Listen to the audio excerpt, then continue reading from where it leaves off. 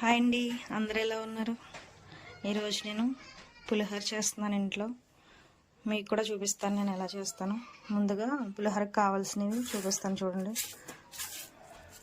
తాలింపులు, పచ్చిమిరపకాయలు,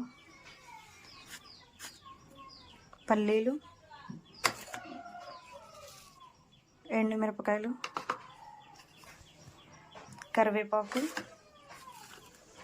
చింతపండు గుజ్జు తీసుకున్నట్టుగా, బెల్లం చిటికెడంతా జస్ట్ వేసినట్టు కూడా తెలియకూడదు అంతైతే, రైస్, ఆయిల్. ప్రాసెస్లోకి వెళ్దాం. ఫస్ట్ స్టవ్ ఆన్ చేసుకుని దీంట్లో ఆయిల్ వేసుకున్నాం.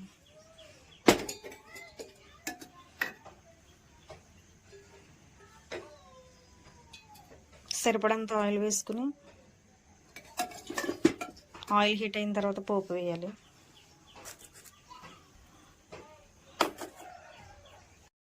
ఆయిల్ హీట్ అయింది, ఇందులో పోపు వేస్తున్నాను. పల్లీలు, తాలింపులు వేసాను. ఇవి బాగా కొంచెం దోరగా ఫ్రై అవ్వాలి.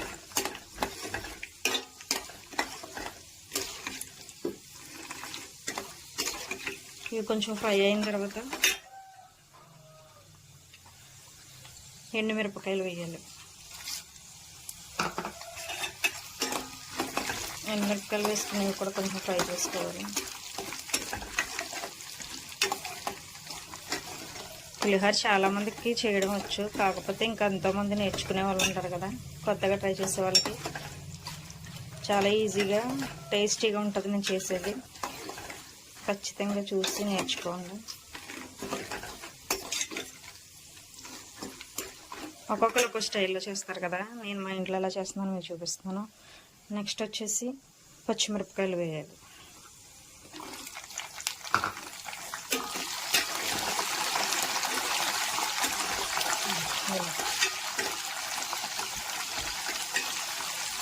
పచ్చిమిరపకాయలు, కరివేపాకు,